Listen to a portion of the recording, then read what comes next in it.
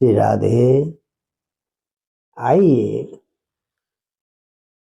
कंस का उद्धार करने के बाद भगवान सबसे पहले अपने जो जन्म देने वाले माता पिता हैं उनके पास जाते हैं। पर देवकी और वसुदेव को ऐसा लगा ये तो हमारा पुत्र नहीं, ये तो साक्षात भगवान है। तो 45वां अध्याय में देखते हैं, पितराबुपलब्धार्थौ विदित्वा, भगवान को लगा कि ये तो मुझे भगवान के रूप में देखने लगे, पुत्र स्नेह तो मिलेगा नहीं। तो उन्होंने अपनी माया का विस्तार किया कि माता पिता को ऐसा न लगे कि ये साक्षात भगवान है। तो निजाम मायाम ततान, अपनी जो मोहिनी माया है उसको विस्तार किया। फिर भगवान कृष्ण और बलराम यशोद नंद बाबा क्या नाम वसुदेव और देवकी के पास जाते हैं और बिल्कुल विनम्रता पूर्वक प्रणाम करते हुए प्रश्रय अवनत, विनम्रता पूर्वक झुक कर कहते, नास्मत्तो युवयो तात नित्योत्कंठितयोरपि। हे पिताजी, हे माताजी, आप दोनों हमसे मिलने के लिए नित्य उत्कंठित रहते हैं और बाल्यावस्था, पौगंड अवस्था, कुमार अवस्था, इन अवस्था में हम आपके साथ रह नहीं पाए हैं, तो ये हमारा बड़ा दुर्भाग्य है। न लब्धो दैवहतयो बासो नौ भवदंति, ये भाग्य का, हम भाग्य के मारे हुए थे, अपने को कहते हैं भगवान दैवहतयो, हम भाग्य के मारे हुए थे, इसलिए भवदंति के नौ बास, न आपके पास हमारा रहना नहीं हुआ। याम बाला पितृगेहस्था बिंदते लालिता मुदम, यानी बाल्यावस्था में, पौगंड अवस्था में, किशोर अवस्था में माता पिता का बड़ा लाड़ मिलता है बच्चों को, वो लाड़ हमें प्राप्त नहीं हो पाया। सर्वार्थ संभवो देह जनितो पोषितो यथा, इसी मनुष्य देह से मनुष्य धर्म अर्थ काम मोक्ष चारों पुरुषार्थ प्राप्त करता है।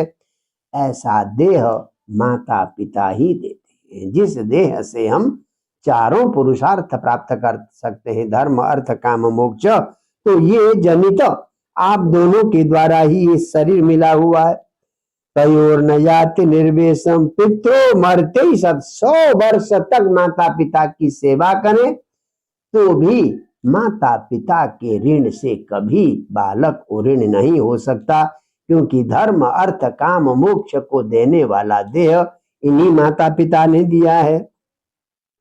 बहुत गजब की बात देते हैं, यस्तयोर आत्मज कल्प आत्मना च धनेन च, जो पुत्र अपने शरीर से और धन से माता पिता का की सेवा करने के लिए, माता पिता की आजीविका चलाने के लिए समर्थ है, धन से भी समर्थ है, शरीर से भी समर्थ है, फिर भी अगर माता पिता की सेवा नहीं करता है, बहुत खतरनाक बात भगवान ने कही है, स्वमांसम खादयंती, तो वो जो भोजन करते हैं वो अपने ही मांस का भोजन करते हैं। माता पिता का पालन पोषण न करके समर्थ होते हुए भी केवल अपना पालन पोषण करते हैं, तो स्वमांसम खादयंती, समझो वो भोजन नहीं कर रहे हैं, अपना ही मांस भक्षण कर रहे हैं। तो पुत्र का माता पिता के प्रति, जन्मदाता माता पिता के प्रति कैसा कर्तव्य है।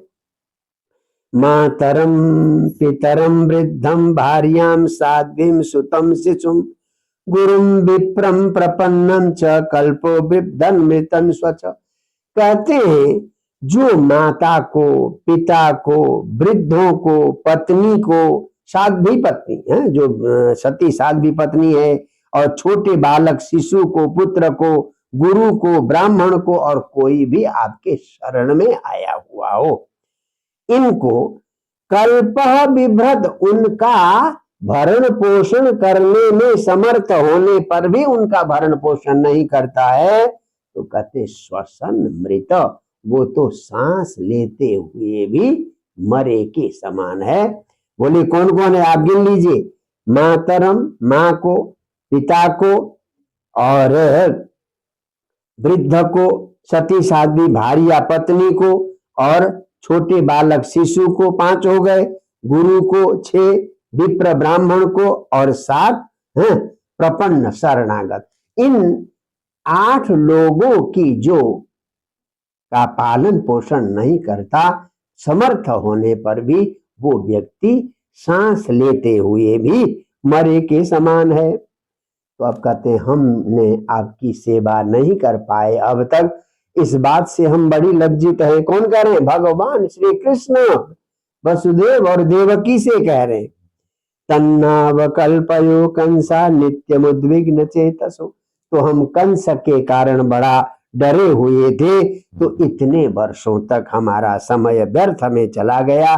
क्यों? इस समय तक हम आपकी सेवा नहीं कर पाए, आपकी अर्चना नहीं कर पाए, तो ये हमारा आज तक का समय व्यर्थ चला गया। देखिए क्या कर रहे भगवान।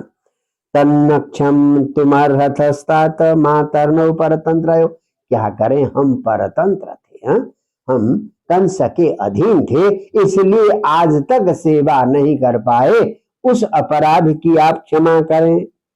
तो क्लिष्ट दुर्हृदावृषम, दुष्टों के द्वारा हमें बहुत परेशान किया जा रहा था, आपको भी परेशान किया जा रहा था, तो आपकी सेवा नहीं हो पाई, हमें आप क्षमा करें। अपने जन्मदाता माता पिता से ऐसा निवेदन किया भगवान ने। अब तक जो कष्ट उठाया था, भगवान की इन वाणी को सुनकर ऐसा लगता है कि वसुदेव और देवकी का कष्ट सारा समाप्त हो गया। तो भगवान की ऐसी बात सुनकर देवकी और वसुदेव ने बलराम और कृष्ण को अपनी गोदी में बिठाया और उनका आलिंगन करके बड़े प्रसन्न हो गए। और कुछ वाणी से बाहर निकल ही नहीं पा रही थी, केवल आंखों में आंसू डबडबाए, कुछ नहीं कहे। उसके बाद भगवान श्री कृष्ण जाते हैं अपने नाना उग्रसेन के पास और कहते हैं, उनको राज्याभिषेक करते हैं कि आज के बाद हमारे राजा आप। क्योंकि उग्रसेन कंस के पिता थे, कंस को जेल में डालकर उसने जबरदस्त राज्य ले लिया था, तो इस उग्रसेन को जेल में ठूंस कर कंस ने राज्य छीन लिया था। तो उग्रसेन को ही राजा बनाया। और भगवान क्या कहते हैं कि जी हमें तो ययाति का साप लगा हुआ है कि यदुवंशी कभी राजगद्दी में नहीं बैठेंगे, तो हम निपासन पे नहीं बैठेंगे।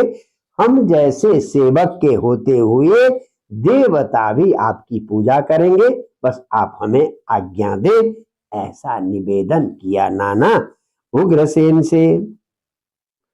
तो सर्वान स्वज्ञाति संबंधन, जो भी कंस के अत्याचार से अपने बंधु बांधव वहां के मथुरा के रहने वाले, ब्रज के रहने वाले दूर दूर भाग गए थे, उन सबको बुलाया और उनकी संपत्ति प्रॉपर्टी वापस कर दी। वापस करने के बाद सबको व्यवस्थित रखा। अब अवसर हो गया था, तो कृष्ण भगवान तत्र प्रवयसो प्यासन युवायो तिव दुर्बला, कहते जब कृष्ण का दर्शन किया मथुरा वासियों ने, ब्रजवासियों ने, तो बूढ़े भी जवान हो गए। देखिए, कहा कि भगवान के उस रूप माधुर्य और भगवान की उस सरलता को देखकर प्रवयसो अपि युवान, यानी बूढ़े भी जवान हो गए। क्यों?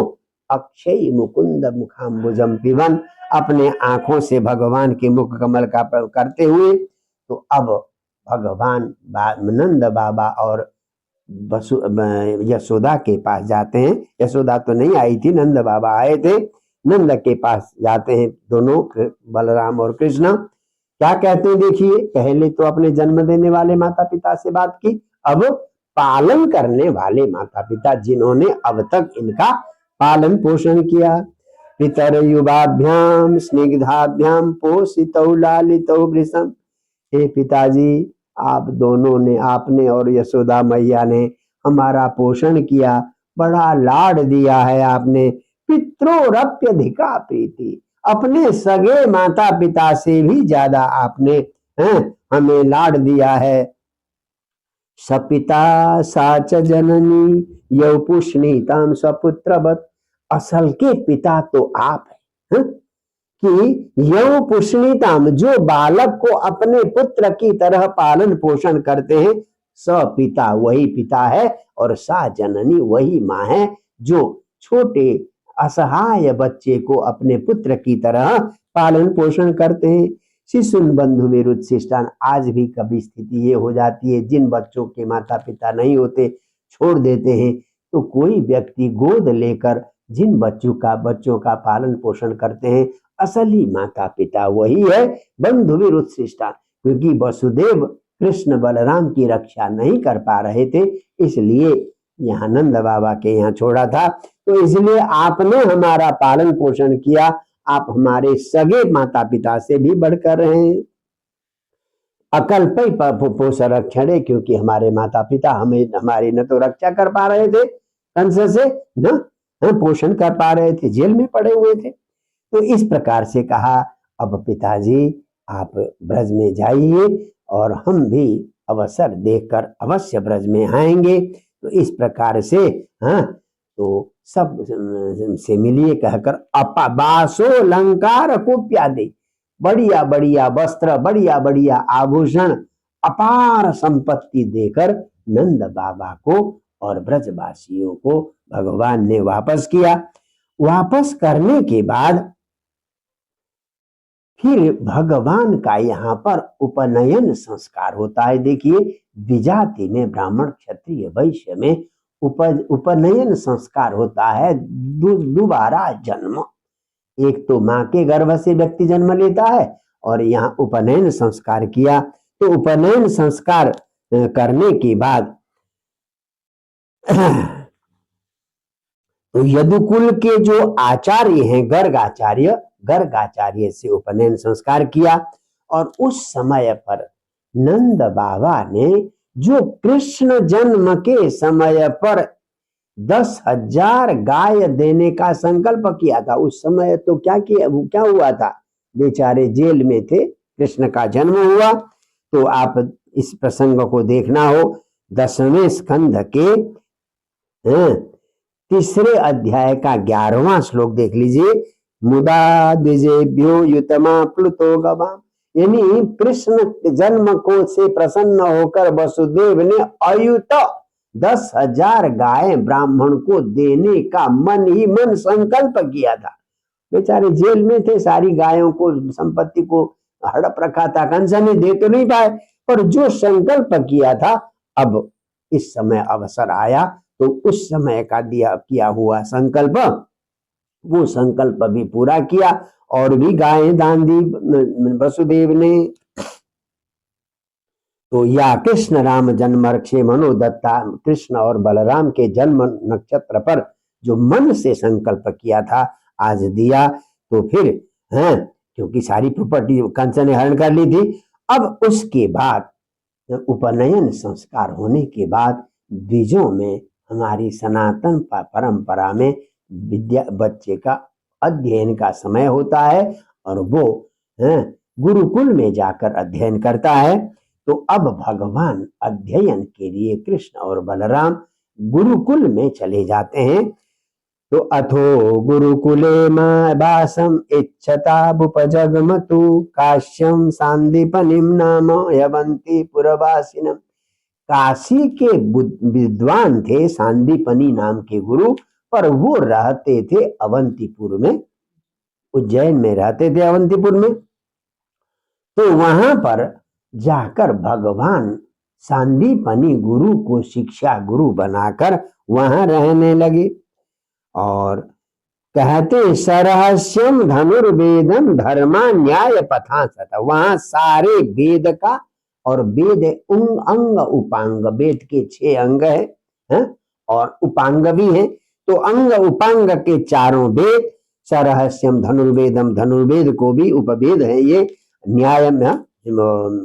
न्याय दर्शन, वैशेषिक दर्शन, अन्वीक्षिक विद्याम, और उपनिषद जो ज्ञान विद्या है, और राजनीति 6 प्रकार की राजनीति का भी अध्ययन किया, संधि, विग्रह, यान, आसन, द्वैध आश्रय आदि 6 प्रकार की राजनीति का आदि भी अध्ययन किया।